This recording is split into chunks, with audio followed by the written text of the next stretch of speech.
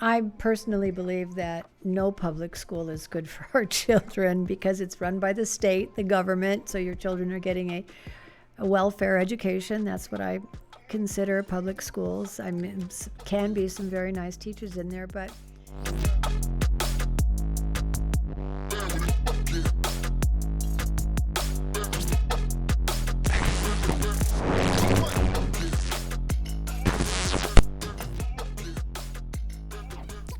All right, Dran Reese, thank you for joining me in the den. well, thank you for having me, Pastor Joel. I'm Did excited. I pronounce your name right? You did. You got it right this time. Like Fran Drescher. Like Fran. Oh, God, I hate that one. I totally hate that.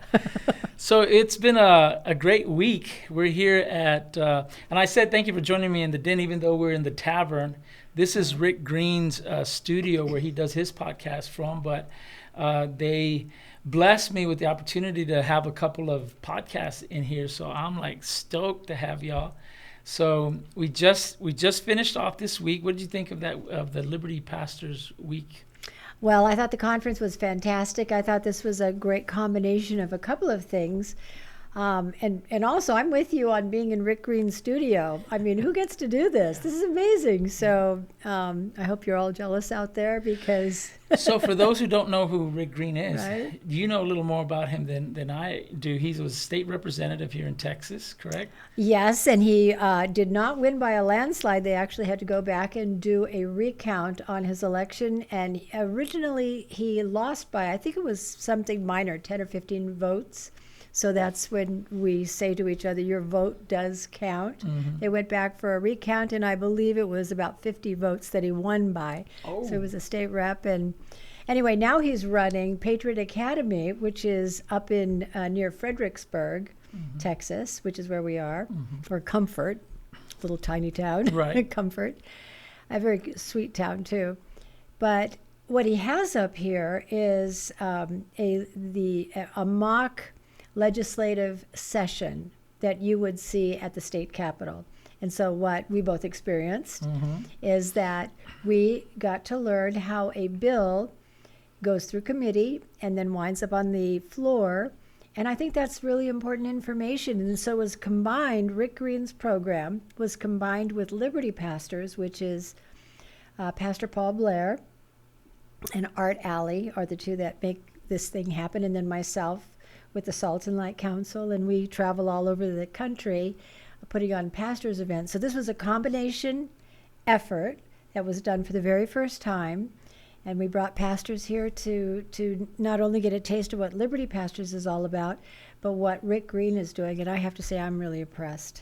Yeah, so what they're doing here with the Liberty Pastors is really just encouraging pastors to become more involved Right. in their civic duty and getting involved in Right. politics, and what's not necessarily politics for the sake of politics, but politics because it really is pertinent to what's going on in the schools with our children, what's going on in our cities with government overreach and power, that kind of stuff, really affecting our liberties.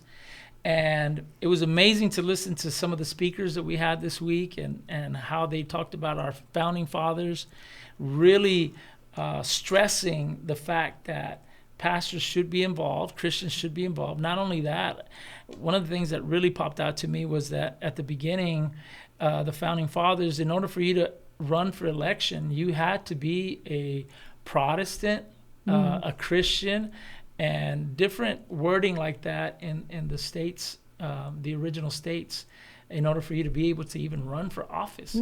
So it was very biblically centered. And now people say things like, pastors should stay out of politics and churches should stay out of politics. But that's not really what the founding fathers meant, did they? No, not at all. And in fact, you're really a good example to talk about how this was and what it meant to you, because the idea behind these events are to bring pastors that might be a little intimidated with this whole, quote, political structure. And they have been taught, I guess, or they've learned over the years, or been bullied, whatever you want to call it, with the Johnson Amendment, being silent, the 501c3 issues. And so therefore, they have not seen their role in being involved in politics, which is what this event is trying to restore in their hearts and minds, that the pastors were actually the center of the community, that they actually pulled out the newspaper and would actually read that to their congregation. It actually used to be the center for the news in the community. Everybody would show up to church to find out what was really happening in the nation. So we have really changed as a country, and in my feeling, not for the better, as far as the how the pastoral role has influenced society. My thoughts are is that it's waning in its influence. But the idea here is to give courage back to men, to the men of God, and to give them the tools in which they need so that they don't have the fear that they may have had, or that they are not intimidated by people in their church who might be offended. So I really love what Liberty Pastors does. I really love what Rick Green does. And one of the things that is fairly unique to this one is that we are, July 4th is really right around the corner, 2025. So what we're doing is we're planning ahead for the 250th birthday of the United States of America.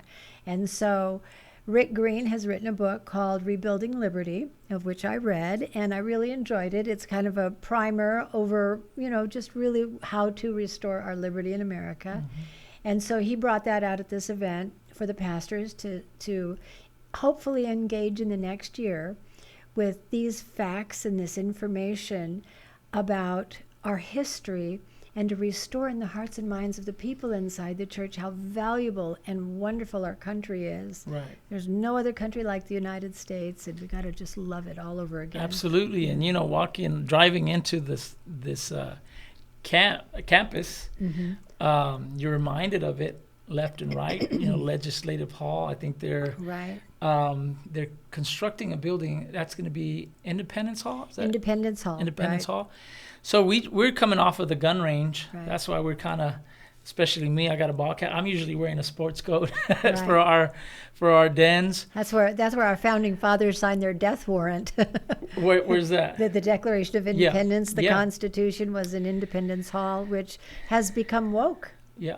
From my understanding, and it's really not a place you want to take your children anymore. I can't believe this is happening in our country. Yeah. So he's going to build an entire replica of Independence Hall here, and he has enough land to do that, which is amazing facility that he has, and put a Liberty Bell there.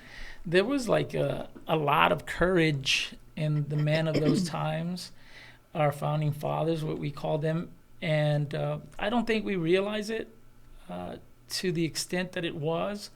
Like you're saying that they were signing their death warrants. Right. Really, that's what they were doing. They weren't just signing a document like we do today, like, well, we don't want to be part of this, and no repercussions. Once King George saw those signatures on that declaration, it meant their heads, right? I mean, if they could get them, right? But that's what it meant, and it meant that they were officially declaring their independence from Great Britain, which was not going to be taken lightly by them. And sure enough, history tells the story of that, and they had to fight for it. They literally had to give their lives for it. And so like I said, we're coming off of the gun range. The guns keep popping up in my mind because we've been shooting all day. Yeah, that was a different aspect of this whole weekend, yeah. too.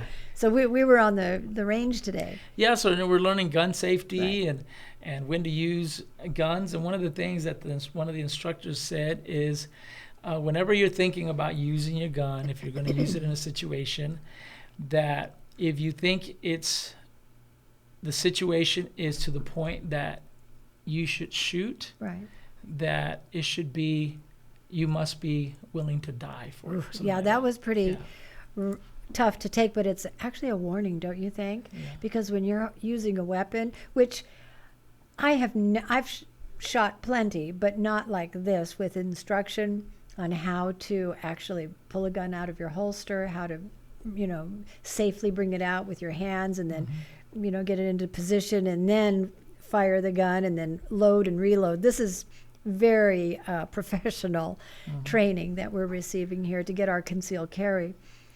But yeah, I'm just stunned at how hard it really is. But just to think that when you're holding that gun in your hand, that you could take a life with it. So you better know what you're doing. Situational awareness is Yeah, it really opens your mind up to the severity of and the responsibility right. of being a gun owner. I know people, argue gun rights, this or, take away guns, ban guns, but you never really want to ban guns. I think the Constitution afforded that to us for a reason, and not the Constitution. Something we learned this week is it's a God-given right that the Constitution was just set up to let us know what our rights are. Our natural rights. Right, our natural rights. So it's just to study and to listen to these instructors talking about the responsibility. There's so many people out there that do have guns that they don't know how to operate them, that they don't have the responsibility. So the people that do push for gun ownership and for the non-banning of guns are people who respect guns. They know how to use them. They respect the authority and the severity of them. And those are the people that really strive for these laws not to be passed to ban guns, because the people who don't obey the law, the criminals, they're going to have guns whether you like it or not, whether you pass a law or not. So the only people that you're harming whenever you pass anti-gun law is the law-abiding citizens that are just trying to defend themselves and who use their weapons responsibly. Well, I never really saw myself as someone who would carry a gun. I really didn't. But now that I'm here, and I've taken my first day at his tactical training program, which is really about self-defense. This is not about being an aggressor, not at all. This is not like our kids going into schools with guns that they somehow managed to get illegally and then going in and aggressively shooting people. That's a different type. This is self-defense. This is when some threat is coming your way. And I think we went through different levels today of what those threats would be. The white threat, the yellow threat, the red threat. These are all different levels, and how you are aware of your surroundings and how you position yourself to decide if you're going to be involved or not involved, and can you deal with the consequences of that involvement. So there's a lot more to gun safety than meets the eye. So I do agree that anyone who has a gun should really take a course like this. And I really highly recommend this. I'm enjoying myself. I only thought I'd be here for 2 days, and now I'm going to be here for 4 days. And if I could stay longer to go to the next level, I would. Because I do think that in the world we live in, what this class is about is self-defense. It's not about aggression. And there are so many strange people out there in the world now that he mentioned several examples to be aware of. You could just be walking along the street, and unless you're completely aware of your surroundings, someone can jump out of the shadows. And even just last night I was listening to a topic on human trafficking and all the children that are stolen. I mean, as a parent, we have to be so aware of our children. So we're living in a world now where the threats are all around us. So I think it's only right, and this is what our founding fathers did for us, is that they created a constitution that gave us all of these rights. We have every right to protect ourselves, and we even have a Second Amendment that's outlined that for us, and we should be exercising that. And one more thing that I thought was really interesting, when we were in the break room, when I saw that map up on the wall that showed unfortunately, the state that I live in, California, and Oregon, Washington, all blue, and then I think Maine or a few eastern states and New York, everything else red, two grays in there, but 90% of the country is red, which means that you can have a concealed carry. You could carry a gun. And I looked at that and I thought, what in the heck is wrong with California, Oregon, and Washington that they are taking that right away from people to defend themselves when they're releasing criminals at record rates, what they've done in California? And not only defending yourself, but also defending the people you love. Sure. Defending innocent people, people that can't defend themselves. Sure. I heard It's a great man. I don't even remember who he was, but I know he was great. Give this illustration. He said, a man draws a circle around himself and that which is close to him, his immediate family, and he will give his life to defend everything in it. Right. A good man will draw a circle around his friends and family. It's a bigger circle, and he'll give his life to defend everything in it. So, but a great man will put a circle around everyone and then give his life to defend everyone that's in it. And, you know, listening to the instructors, to me, they were talking about situations where they felt their life was in danger. And the gentleman, which looked like a military young man, he looked pretty fierce. They did. Aaron was his name. Yeah. He says that if somebody were to start following, he's just giving the example. He said, well, I would look, make sure that he knew that I had made eye contact to see if he's a threat. And he said, I'd start walking faster, and if he continues to go, I'd start to run. And I said, run? This guy doesn't look like the type of guy that would run from any danger. Right. But he knew that if it became a situation, because he was armed, that it would go really bad for the person who's causing the trouble.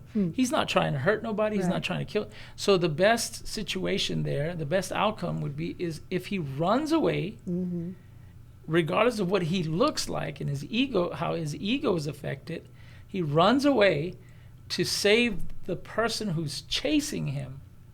Right? Right. He says to use a weapon, it's only used in immediate danger where it's just defending your life or the life of an innocent person or somebody around you. So I was like, that's amazing. You know, you would think that these people are looking for trouble, but they're not looking for trouble. They're looking to avoid anybody getting hurt as much as possible, even risking their ego being bruised a little bit. What did he call that too? He gave it a name. He said, "That's how you win a gunfight. You don't fight. You don't get in one. You don't get in one. You win 100% of the gunfights you don't get into." Exactly. You know, I was watching this gentleman who was talking about instructing some guys on martial arts, and he said, "You know, let me tell you this: the best thing or the best way to handle a fight is not to get in one." He said, because this is what can happen if you're in a bar. He gives an illustration, an example of a friend of his who they were in a bar. Somebody said something, and he punches him, knocks him out. The guy hits the back of his head on a planter or something, kills him. He wastes his life away in prison. Right. And that happens all the time. You see people getting knocked out and killing people, you know, dying because of something like that. So he says this. He says, you want to avoid the fight. So if you're somewhere and some guy, maybe drunk, says to you, "Hey, what are you looking at?" You're not going to say, "Well, what?" You know, like, you want something? No, he said something like, "Well, no, I was looking at your shirt. I really like it, man." You know, this and that. And kind of de-escalate the situation. As soon as you can. Yeah, because you don't want to get in situations like that because they're very severe. You know, they can hurt somebody. Well, you're reminding me, Pastor Joel, because you're a pastor, and we were at a pastor's event, and that's what I do with my ministry, the Salt and Light Council, is work with pastors. It made me just, as you were talking, thinking about all the people in the world that are missing the joy of knowing the Lord. They're lost, and so therefore they're scrambling in their lives. They're just picking on things that don't matter to try to make sense out of their own lives, and so, in my opinion, making no sense out of their lives whatsoever. And one of the examples that we talked about this weekend was public schools, and I personally believe that no public school is good for our children because it's run by the state, the government, so your children are getting a welfare education. That's what I consider public schools. I mean, can be some very nice teachers in there, but there are also, they're now uploading it now with a variety of new teachers that may not be of our same persuasion. And so we have a whole variety of people that are walking through life without the Lord. So therefore, Their lives are chaotic. And so they don't know how to do the simple things like calm your temper. So they will let something escalate. They're easily offended. So as a result, their ego is in jeopardy and immediately they will lash out. These are the kind of things that hurt us or people like me or good Christians like you. We're out on just trying to live our lives. And then you have so many people that are incapable of dealing with life in a mature manner. And I think we need to get back to that in our society. And this is one of the reasons why Liberty Pastors is, in my opinion, and what we're doing as a team of people, we provide a package of ideas for pastors to, get back in the game, the real game, when we first started our country. But this time to really equip the people in the church to go to the next level. And I know that discipleship should be the job of the church, but it can't always be because, there's not enough time in the day for a pastor, to do everything. And so there's some incredible material out there, and much of which we provide for individuals should they want to learn. But therein is the raw rub. A lot of people in the church, going to church, don't want to learn beyond that Sunday 1-hour church service, which is why our country is shifting so dramatically away from the founding principles of our country. And so we're here this weekend, and you, Pastor Joel, have come to witness this. So I really, honestly, I want to know what you think, because it really matters more to me that you're overseeing a flock of people, and your influence over them can be far and wide, because it just takes one person. And one person in that church hearing, as I was in a church, I didn't necessarily hear it from my pastor necessarily, but I knew something was wrong, and I started reading and getting my own education, and before I knew it, I recognized that the church is not fulfilling my need for a deeper understanding of our culture.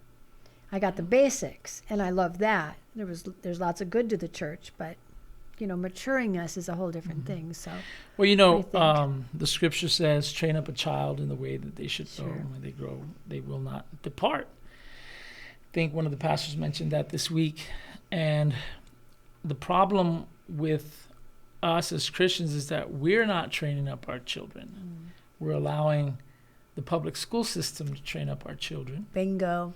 Yeah, right. And Bingo. The way they are raising up our children. I just had a conversation with Bonnie Wallace, and she's going into the schools and finding literature, books that are it's not literature. Books that are in our libraries, in our school libraries, and it's shocking that it's there, and it's even more shocking that some of these adults that are in the leadership of the schools fight to keep that type of stuff, garbage, in our school libraries. Right. But one of the things that I learned this week is how small of a percentage Christians have, how small percentage there is of Christians that have a biblical worldview. Right. Isn't it that was amazing sad? To learn. What was it, like 4%? It's 4%. When I first started 20 years ago doing this, it was 9%. And I thought that was abysmal. And then it's just crept down, and now we're at 4%. So 96% of Americans do not have a biblical worldview. Was it Americans, or was it of Christians? I think he said of Christians. I think it's of Americans. Okay. But of the Christian community, what we're down to there is 37% of the pastors only have a biblical worldview. Of the pastors, that's not even the church folk. Right. So the pastors don't have a biblical worldview. Right. And I know that's true, because I have some pastors on my feed that I can't believe they're pastors. Like they'll come out with rainbow, those, what do you call them, scarves or shawls or whatever they are, and they do all kinds of rainbow stuff, and some that approve of abortion. That kind of sounds wacky, and like, there's no pastor that approves that. I have some pastors on my feed that I've heard speak in support of women's rights to abortion. And it's just unfathomable to me that somebody who says that they are servants of the Lord would have those type of views. So therefore, in our church, there's a high percentage of people that do not see the issues in this world through a biblical lens. That's scary, because they're the Christians. They're the ones that are supposed to be praying for these things. They're the ones that are supposed to be speaking up concerning these things.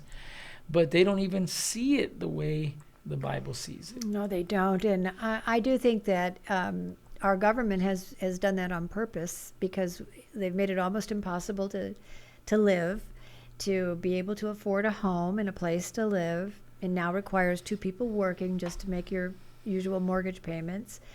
And then they have done a phenomenal job of destroying the institution of marriage. Don't bother getting married, just live with them. And when you get done with them, just get another. I mean, and then there's so many kids that are out of wedlock. And we did talk about fatherlessness. And there's that organization that's doing a pretty marvelous job for Father's Day and fatherless children. So, we have a lot of work to do. So the Christians that are out there that are serious, which is our group, we're very serious. We're just trying to find the pastors that are willing to step up to the plate. And I will say that it's like finding a needle in a haystack. Yeah, unfortunately. It is, unfortunately. And then once you do find a pastor, there's still a little bit of distance to go, because then they have to build a salt and light ministry in their church. And the purpose for that is that the Salt and Light ministry is led by a leader who will then bring to the church, not necessarily all the issues in America, there's no way, there's just so many of them, but certainly start opening the eyes of the congregation to the reality of what's really going on. Most people in the church have no idea who their elected officials are. 50% of the church doesn't even bother to vote or show up to the polls, so that's pretty alarming in itself. You have all these statistics that are showing that the Christian church is becoming uninfluential in society and weakened. And it isn't all our fault. And just to share, there are some very serious people out there that are, we say the far left, but I would say they are also communists, really, at the core of who they are. Marxists, Leninists, and, I could mention a name, but who have spent millions, literally. They put, I believe it was $7 billion to paint in marketing through the media and through entertainment Christians as homophobes, bigots, and haters. Oh, yeah. So that we would get a bad reputation when none of that was true. We are none of those things. So it's projection. Who they are, this evil empire that's out there, is projecting onto society to try to remove us, because we're the thin line that stands between good and evil. And if they take out all the Christians who really do care and say, put the hand up and say, no, you can't do that. Stop. No, that's not good. Stop, that's not good. And have a moral plumb line. You wipe us out, if we're all gone, it's pure lawlessness. And I hate to say it, but those days could be coming around the corner. The Bible is true.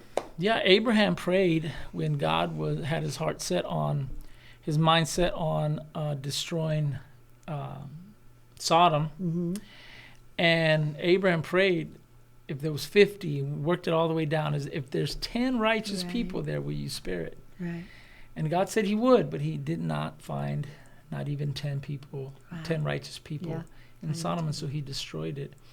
So I believe that when we stop being who we are, then it'll be the death of this nation. Yeah. But if we rise up and become the church that God intended for us to be and the influence that he intended us to be, then I think that this nation has a great future. There's prophetic word concerning the world, period, but I don't believe that Christians should just bow down and keel over and wait for those things to transpire without doing anything. I believe that God encourages us and really instructs us to get into every area of society and impact it and influence it. And I believe the church does a poor job, unfortunately, does a poor job of that. But I see it changing, though. I see boldness rising up in men and women of God. I see pastors really rising up and taking stances. Right. In our area, we have a group of pastors. There's a few groups of pastors, but in our area, more localized to where we're at, we go to the school boards and really try to influence. We discuss what candidates we want to endorse and which ones shouldn't be endorsed. And we're taking more bold actions like that in order to change the, I don't want to say the political environment, but that's what it is. It operates through that, but it's the spiritual environment, because whoever you put in leadership positions, they're going to influence the spiritual condition of that society. Well, when the righteous are in authority, the people rejoice, but when the wicked rule, the people groan. Yeah. So yes, politics is the mechanism by which our society ticks. It's the supposed carrying out of the laws, the 10 Commandments that the Lord has made, so that when it's there for the purpose of lawbreakers. I mean, our first form of government is ourself. And if we're following God's word and we understand what that means to control yourself, then you won't do these crazy things out there in the world. And our government is the system that we have here in America, but we've got it upside down. And that was made very clear this weekend, that government has decided to be God. Mm-hmm. So it has tried to jump to first position, boot God off. In fact, God's nowhere to be seen. And then government is over, the communities and the society and everything that we do, and taken over God's law. And here we are as subjects now, serving this governmental system of tyranny. And that is what tyranny is when government lords over the people. Yeah, and government was really just meant to protect our rights for us, make sure that nobody infringed on our rights. And they've gone totally off the deep end concerning that. So tell me a little bit, maybe we should have started here with this conversation, although I love where it went. But tell me a little bit about yourself. Something that stood out to me as we were having conversations was, and I think you mentioned it when you spoke, you had a moment where you spoke during the conference as well. You talked about being a business owner, mm-hmm. and how you created a product uh-huh. that really blew up.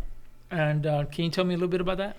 Sure. Well, I really love being an entrepreneur. It's actually, the reason I decided to be an entrepreneur is the fact that I grew up poor.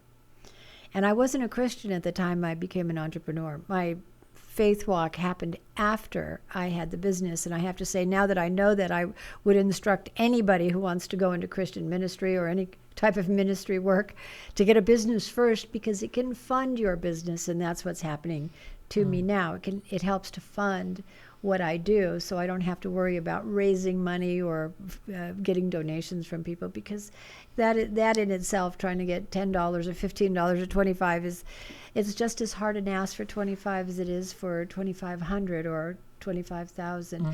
But asking people constantly is not something that sits very well in my spirit. Mm-hmm. I don't know why. Yeah.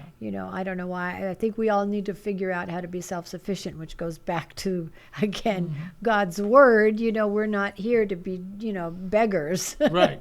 And I find seeking donations that way. But in any event, when I was very young and grew up poor, I just remember asking some questions of people. How do you make money? What's the best way to make money? And consistently, I would hear the same thing over and over again. Sales. Be in sales. I thought, okay, all right. Well, as a kid, you just germinate over these things. You don't really know. But I put that, in my hip pocket and kept that in my mind. And actually, when I went to college, I got a 4-year scholarship to USC. And so when I was there, took marketing courses. And so wound up, taking enough marketing courses, but one in particular which really made me laugh a lot in my spirit was the fact that I didn't have time to do my final exam. I was so busy working. And at the time I was working as a fit model, making money as a fitting model and going to college. And so I didn't have time to do my final exam in the marketing class. And the night before I said, I don't know what I'm going to do. This is it. I have to give a presentation. So that morning, I literally didn't know what to do. And I said, well, the only thing I can do is sell myself. And I got up there and I got an A in the class. I sold myself to the class. And it hit me like a lead balloon. How'd you do that? I just got up and was a motivational speaker. I basically took the role of a motivational speaker. I wanted to sell myself to people that, listen to me, I have all the answers. I can set you on the straight course and make you wealthy in life, whatever it turned out to be. But in any event, that really catapulted me to understanding. Plus, I was also working as a fit model, so I was making my own independent income. And when you give me a project, I do it to the hilt. So I got out the yellow pages in those days. You still had yellow pages, and I called every manufacturing company in there, asking them if they needed a fit model. I was making 30 years ago $125,000, which today would, I don't know, maybe $250,000, $300,000. That's a lot of money for a kid to be making back then. Well, I stored that money away, and I bought a house, and I started building. A network. I had only one thing in mind. I don't want to be poor. I know what poverty is. I've seen it. I don't want to be poor. And the only way to get out of poverty, in my opinion, is to get good at something. And so when I was a fit model, I would think of ideas that, products that I could make, and I would put it in an idea box on the seat in the car as I would drive down to my accounts. And when it came time for me to move on from the fit modeling job, I turned that idea box over, and out popped this idea for earthquakes, believe it or not. And I know you're kind of laughing about that here in Texas, but being in California, I lived through the Northridge earthquake, and or not the North. It wasn't the Northridge. This was the Whittier earthquake back in '87, and I ran to hold this one object up on the wall, and I thought after it was over, that was dumb. I secure it. And so I said, you know what, I'm going to go out and find something to secure it. You see a problem, you fill it. You see a need, you fill it. And all of us are seeing those needs every single day. Well, that product, to secure little objects around your house, wound up between the Apple computer and the Singer sewing machine in the top 100 products of the millennium. Wow. I know, and I made enough money that now I can fund my own ministry. I don't have to work in that same respect. And it's afforded me a nice lifestyle. And so I'm a good one to ask about entrepreneurship because I'm all for it. I think it is great for all of us to be independently employed. It's a good study in self-discipline and perseverance. And what would you say to people that say, that life has been hard on them and they haven't had the same opportunities as everybody? Because you were poor and you started from there, but it seems like you were looking for ways to make it happen, and you didn't just surrender and become a victim. Is that what happens to people? Do they just allow themselves to become victims, or? Well, it really does depend on the person, I'm sure, and the circumstances. If you're in very brutal circumstances, it might destroy your will. But in my case, let me just put it this way: everybody has problems. Everybody grows up with something. But I'm going to say to them out there, don't let it be an excuse. I did. I grew up. I was actually conceived at gunpoint, so I could take my story from there. But what I saw and witnessed as a child may not be as difficult as many out there, but I certainly saw plenty of alcohol and police and, jail, and my stepdad tried to kill my mother, and then I went up behind him and kicked him in the butt. He picked me up and threw me against the wall. Out of breath, I'm sliding down the wall. That was one big moment I really remembered. What those moments did for me was make me angry. Not, it gave me a resolve in my spirit. You will never do that to me again. But as a little kid, you don't know where to put all that, because the next day he'd put me on his knee and say, well, you won't do that to me again. In other words, don't kick me in the butt. And I have to lie to him and say to him, okay, sure. But I know in my spirit, don't you ever do that to my mother again. Because I was in an unempowered situation, because he's an older person living with my mother who was putting me at risk. I have a handicapped sister, by the way. I'm there only to protect her and myself. And what I learned was storing money away. So I began storing money away, coins. I would, whatever coin I got, I never spent the money. And so I would save and save and save.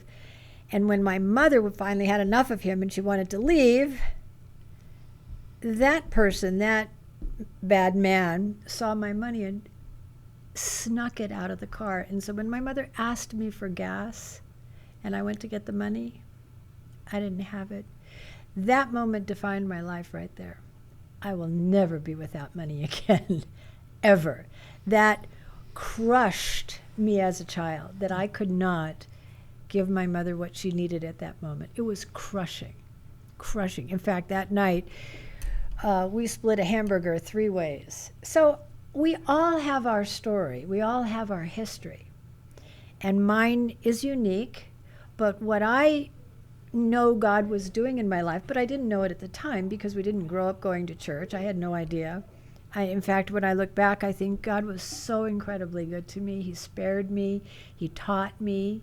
For me to be here today talking to you and being with wonderful pastors. I mean, who gets to do that? This is like living large, you know, in your life, to know that you've made it through and that you're coming out on the other side of God's kingdom on earth. Hello.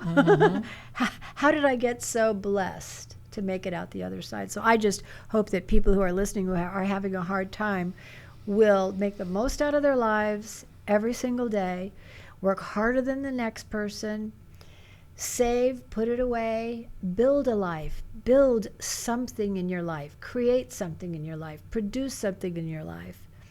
And then find Jesus in your life, and then let Jesus work on your heart. And I wanted to get back to one thing, and then I'll throw it back to you. You said something earlier, but I was thinking Jesus is the greatest psychologist that ever lived. So if anybody's having any trouble, if anybody is confused about their life, if they don't know where they're going or what they've done, or they regret their life, all they need to do is just sit down and talk to Jesus. Just look up to the heavens and say, Father, help me. And the Father will send Jesus into your life, and he will transform your heart, soul, and mind. And before you know it, you've cast all your burdens onto him, and your burden becomes light, and all of a sudden you're renewed. You are totally renewed, and then it gives you a chance to become something great before God. So that I know that was So even though you managed to build this business, and now you had money and life was good, you still needed Jesus. Oh, you need Jesus every step of the way. Right. I mean, and then even more and more, because then when you realize how fragile life is. Right, but people think, make the mistake of thinking that Jesus is for people who are lost, who are broken, who are people who are set, don't need Jesus. But the reality is that the same mindset that causes you to be a winner in those areas is being drawn back to the need for Christ. Obviously, some people suppress that. But what was it in your life that drew you to Christ? You just said something I think is really interesting. It's that whole story in the Bible about milk and meat. When you are in need of answers in life, when there's that hole in your stomach that you aren't able to fill, or maybe you are unmarried and single and you're trying to find that perfect mate in your life, or whatever it might be, that's maybe that one area in your life. or in some cases even worse with these kids in public school are so completely confused. They're joining gangs, they're having sex before their time, they're choosing different genders and pronouns, and God knows what's happening to them. All of these things seem to be typical of humanity until they get to a certain age. But what is so fabulous about the Lord is that if you choose him, if you choose the Lord, I mean, he chooses you, but you have to just say yes. Right. You just have to say yes. He's chosen really all of us, but we just have to turn around and say, yeah, I'm in. Count me in. And when you say yes to Jesus, then what he does is he first takes all these rough edges that are in you, all this junk that you have allowed to come into your life to completely mess you up and throw you off in the wrong direction, or to minimize your life. And once you get all that done, then he can use you. And that's what I was trying to say, is get to the point where he can use you. And he's using you, he's using me, because we're over all that stuff now. We don't have those issues and those problems anymore. Those are wiped away and completely gone. And it's freeing, and it's a relief. Now, does that mean, like you said, can I live without Jesus every day? No, it's just a different level. It's like in a way, a higher level. It's a higher level of the need for Jesus, because we're doing bigger things, and they're more focused on him, less than on ourselves and our personal needs, and in that like baby stage of our life, the narcissism, the selfishness that we need to fulfill. So did I answer your question? I know I went off on a tangent there. Yeah, because, as we're growing, whether people are in a desperate situation or if they're growing in a very successful manner, your pursuit and your growth will lead you to like a crossroad, if you will, right.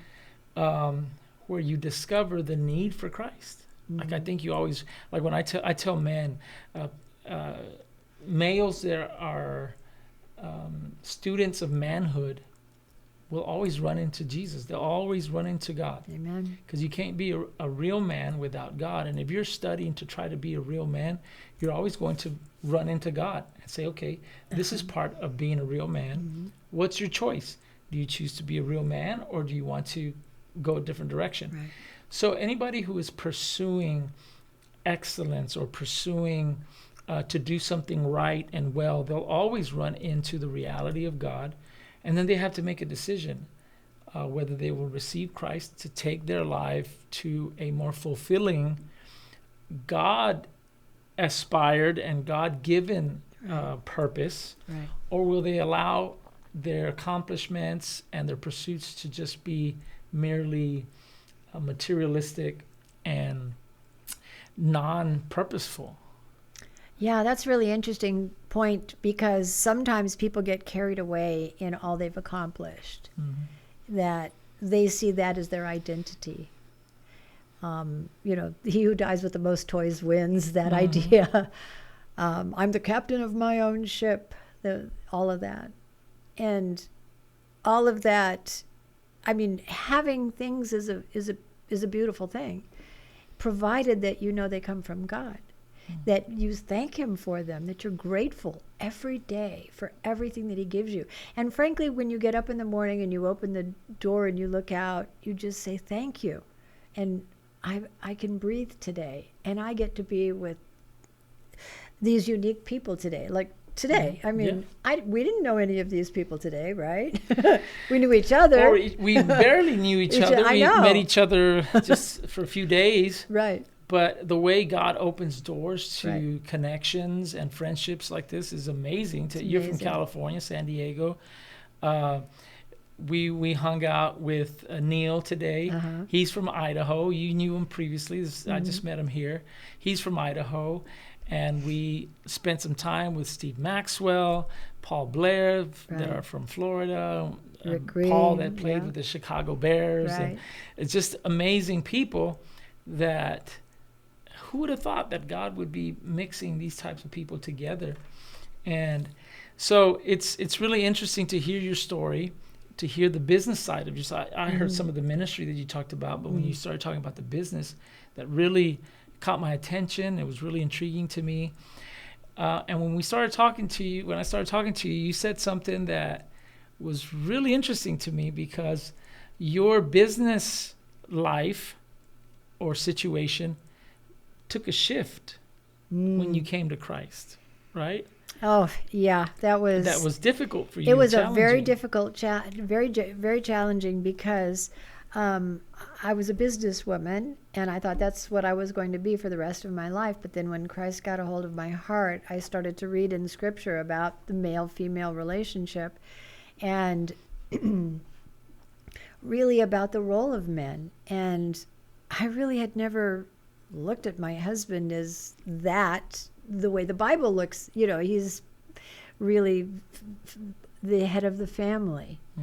And, you know, I could have, you know, I was one step away from being a really difficult woman. But, you know, and I had some moments where I was, and I can be even still, frankly, but it's not the same way. What I had to learn was how to give it up and let him take the business. Even though I started it, it was my product, and, you know, or God's product, but my, you know, God gave me the idea, and I did all the initial work to get it going. What my husband said to me is, he said, Dran, why don't you think of it this way? Your baby has gone to college. And that was a big relief. And I was able to release it to Dean, not completely right away. It took a while. As I had mentioned to you, he needed more male influence around him. And we needed to separate from the wife and the husband working in the same business. Now, I find that kind of interesting, too. I see this with President Trump and Melania. She is not all in his business. She's at home with Barron and doing that, and he's doing the presidential thing. And I have to say, I think this is really a good example for our country, that I have come to value men in the providing position. I thought I was going to have to do that because of my background. Remember, I told you, I'm never going to let this happen to me again. I'm going to go out and make my own way in this world, and I'm never going to let a man like that ever rule over me again. Okay? So I had to get rid of, you know, my entire childhood in order to, and my upbringing, which is where Jesus comes in, because he's the greatest psychologist, and he helped me through that, all of that, and I have kind of a path on how that can happen. But anyway, I get through that. I recognize I need to trust in my husband as the provider and let him do that. And I have to say, he's doing a much better job than I ever could have, because he can. And there's something about men. When men talk to men and men are in business, things start to happen. It's an interesting world that we live in, but I love the role I'm in. I really don't want to fight this kind of fights. I don't really want to get out there and have to deal with, you know, workman's compensation and the IRS and the this, that, and the other thing day in and day out, and deal with all the issues that go with that. Thank God that that's something that kind of is a little bit similar to being a hunter-killer in a way. You're out in the field, but all of these details in the modern world, and he wants to deal with it. And I think this is a wonderful thing for women to learn how to shift roles and not be. That's not a very popular view today. Oh God, no! I know it's not, but I don't want to do it any other way. I'm really happy to be taken care of. I think that actually shows a promotion. I believe that when you were sharing that with me, I was like, wow, that's interesting, because it seems like she's become more impactful now, even though it seems like she was humbling herself and maybe giving something up. It's like God took that, but then he raised you to another level. Being in events like this Liberty Pastors Training Camp and speaking to people and pouring into them, to me, that's an increase. You know what I mean?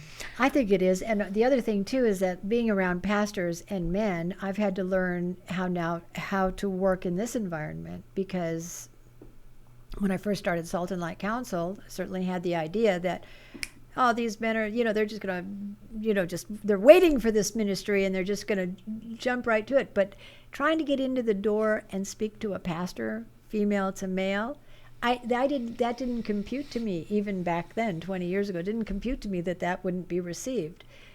But it is actually not well received. And so I struggled for many, many years trying to figure out how to do this. But again, when God gives me a project, I'm just going to stay in it until I figure it out. And here we are. And I found my tribe, so to speak. And I had no idea that God was orchestrating this incredible group of people in my life for such a time as this. And so to your point, patience, perseverance, and dedication to the role. And I'm grateful to be here. What kind of mindset is that? You come across to me as the type of person that doesn't give up easily, or doesn't give up, period, and finds a way to make it happen. Not everybody has that. It's a unique trait, a very admirable trait, but it's unique. What is that like? Do you even realize or recognize that? Well, now that I have Christ, I recognize what's happening. Now I recognize it. I didn't recognize it before. But there will be times, and you will recognize this in your life, when you know that you know that you know, you just know. And there's like this passion that wells up inside of you that you have to get this done. It could be even over a small thing too. But it wells up inside of you so much that for a moment it wells up and you're like, I have to get this done. So you start like planning it out. You start writing it down, let's say. And this is what I would do, is I would write and plan and write and plan and write and plan. And then I would put whatever I felt at that moment, I would put it down and then I would put it away. And and marinate on it. I would just marinate on that idea for that moment, because that idea that came to me was so strong I had to write it down. I do keep an idea book to this day, by the way. And I have lots of fun ideas in there, and we'll see where all those things go. But nonetheless, put it away. And then what happens is that if this is meant to be, this idea will come back again, doing the same thing again, rolling through you like you just have to get it out. You pull out your paper again, you empty your head on everything that's currently in your mind, and then you notice that things are maturing. Level 1, level 2, Pretty soon, when you are sure, when you've had enough material, you've literally done your mental research. The Lord has filled you with a wisdom and understanding that this is exactly what he wants you to do. But then, of course, you go and you pray. You know, I've done that. I'll tell you a funny prayer I did. When I started in Salt and Light, I absolutely did not know if I was supposed to continue, because it was very, very hard. I mean, I did everything the Lord I was supposed to do. Now we're in 250 ministries. We're in 26 states, and we're traveling the country. And these ministers are fabulous for people who want to get actively engaged, and for a church, that is, and the pastor and an individual in the church to run it. But before that happened, what was I going to tell you? I just drew a blank. A funny prayer that you prayed. Oh, yes, now I remember. Okay, so I sat down in my closet. I actually have a prayer closet. And I said to the Lord, I wrote down 9 things. 1, 2, 3, 4, 5, 6, 7, 8, 9. And I said, Lord, I need to know. I need to know. And I wouldn't recommend this to everybody, but this is what I did. Just like the Uben and the Thummim out there, I said, God, I need to know. What do you want me to do? The first 7 things had to do with Salt and Light Council, and 8 and 9 had to do with the business that I was thinking of heading into. Okay? The first 7 what? First 7 items that I put in my moment in the closet with the Lord. And I said, Lord, you're going to have to tell me today. I need to know today. Is this where we're going? Because I was troubled in my spirit, and I needed to know where to go. So as in the Uben and the Thummim, I wrote this all down, and then I said, okay, now I need to know an answer. If you give me a heads on this one, I'll continue with number 1. The first 7 were what I was currently doing with Salt and Light. Do you want me to continue? And if I get 1 no in there, I'm leaving. I mean, I'm gone. And then I'll go to 8 and 9. First one, heads. Second one, heads. Third one, heads. I flipped. 4th one, heads. 5th one, heads. 6th one, heads. 7th one, heads. And I went, woohoo! But I went ahead and I flipped 8 and 9. Tails, tails. Is that amazing? Is that amazing? What were 89? Huh? Oh, What I don't were- even remember. I put them out of my mind after that. But Wow. when the Lord knows how serious you are and how much you need an answer from Him, and you sit earnestly in prayer with Him, and you ask Him for this time through prayer. I mean, I didn't just sit down and start flipping coins. I mean, Yeah, I that's did this in prayer. That's not a method. That's something No, I'm that not saying. at that moment. I'm God not just- recommending it. Right. I'm saying at that moment, in that time, in That that was your way, conversation I with needed God, that, and He answered my prayer. And then one other time, which I also found was, this is to seal the deal on this. I went with a girlfriend. She came for January the 1st and we went up to the Mount Soledad, where they have the Veterans Memorial that almost got closed down because of the people who didn't want the cross up there. But in any event, it's still there. But she came to visit, and we went up there and prayed in the morning. And then she wanted to swim in La Jolla Beach. She wanted to get out there with the seals. So I had all of this still on my mind. And so she goes, swims, and I go back to the car, and I see this wad of money that's literally by my car door. And I picked it up, and I got inside the car to wait for her, and I opened up the first one, and it was a 1. And I opened the other one, it was another 1. And I said, whoa, wait a second. Lord, if there are 7 ones, then I know this is confirmation. What do you think I got? I still have those 7 ones on my mantelpiece. Because, see, these are God's ways of confirming. Literally, money outside of my car, dropped in a wad, all balled up in a wad. And I got in the car and sat down and opened up the money. So I have lots of little things like that happen in my life to know that that's God's Holy Spirit speaking and catching my attention. But we went off on a tangent there. That was No, that was because, good. did you like that? I mean, I have a lot of little weird stories like that. Yeah, that's interesting. So it was about you mentioned in there about salt and light, Right.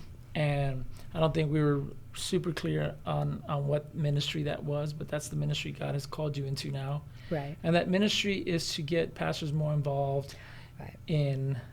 Right. It's a very simple ministry. We're asking someone who might be listening, who is interested in what's happening in the culture, to take this ministry, Salt and Light Council, back to the pastor and ask him to approve the ministry. And then he will find a leader. It could even be you if you're listening.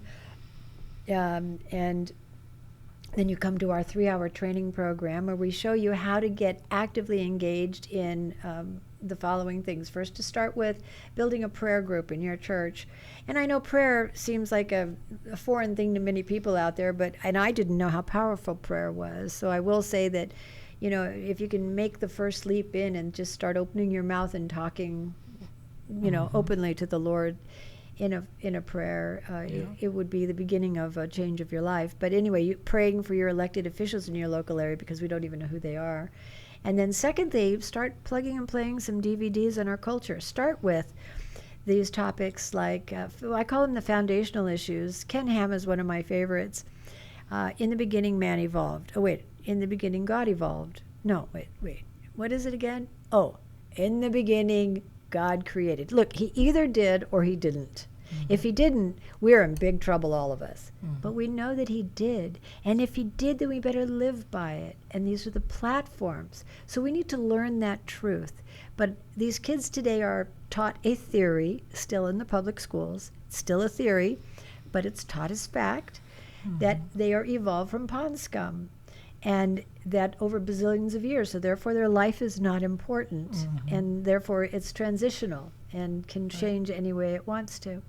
But these are some plug and play DVDs. Put that little series in. It'll take you 6 half hours to have your head scrubbed clean of secular worldview. Then you pop into the next series, which is what we call God's non-negotiable moral values, which is how you know how to vote for your elected officials. These are not negotiable. No candidate can ever be against these 5 non-negotiables. 2 of them are pro-life issue.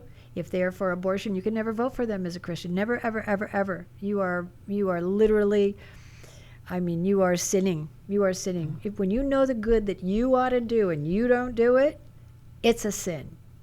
So if you're connecting abortion to a candidate and voting for them for that reason, it's a sin. And the other one is the marriage issue between one man and one woman, not multiple genders and multiple pronouns and all this stuff. It's one man, one woman. Those are two of the non-negotiable moral values. And frankly, the pastor, if he can't stand on those two topics, shake the dust off your feet and go to another church. Go to your church. What's the name of your church again? The Bridge Church in Robstown. And now in Alice as well. Yeah, I agree. Yeah, and then the other part of that is to get involved in taking action at the church. We have a monthly newsletter with some issues and legislation that they take action on, write postcards, and then also get involved in every aspect of elections. So it's a combination. It's a package for people who are really serious. They've moved from the milk level of being a Christian, and they're in the mature level and really wanted to start to do something in the community. This is a really good step.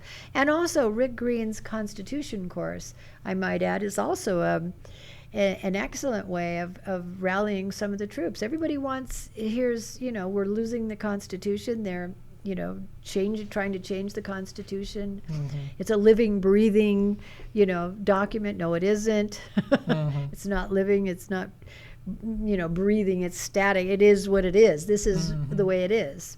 And so taking that Constitution course can rally, 50, 60 people in your church, depending on the size. And then out of that, you'll have that one member that will get involved in all this stuff. But if we don't do that, if people do not know what their duty is before the Lord, and that is to help to maintain our society. We are each obligated to do something. If we do nothing, then we are literally giving up our society to evil. And I know that is hard for some people because they don't even know where to get started and they don't know what to do. And that's where we come in, because we give you the pointers on how to get started and what to do. Amen. Our world needs Jesus. Amen. And our churches need Jesus too. Big time. And the people are there. But I think it's the pastor's responsibility. Unfortunately, the pastors have been timid and they've been scared to really speak up on certain issues because they don't want people to leave or what have you. Cultures change so much, like I said, that now a lot of Christians agree with the world in so many things. So the pastors are kind of hesitant to, but I think now's the time for them to start rising up. So I think this ministry is a great ministry. I think what you guys are doing with Rick Green and Liberty Pastors and all these groups that are aligned together with this is what the church needs and being used by God right at this hour for such a time as this. Amen. To make a difference and make an impact. I always tell our church, God has called us to make an impact in our community and to be influential. So God is going to increase our impact and our influence in order to make greater impact. So we have to be ready and we have to be willing. And we can't be hesitant and resistant just because it's uncomfortable. So I thank y'all for everything that y'all do. Dran Reese, thank you so much for joining me in the den. It's been a pleasure. Thank you so much for having me. I really enjoyed it. Ditto. Even though we're in the tavern, but it's the den. Amazing. It's totally amazing. So we thank Rick Green and his staff for allowing us to be in here. So again, thank you so much. You're welcome. Thank you. God bless you.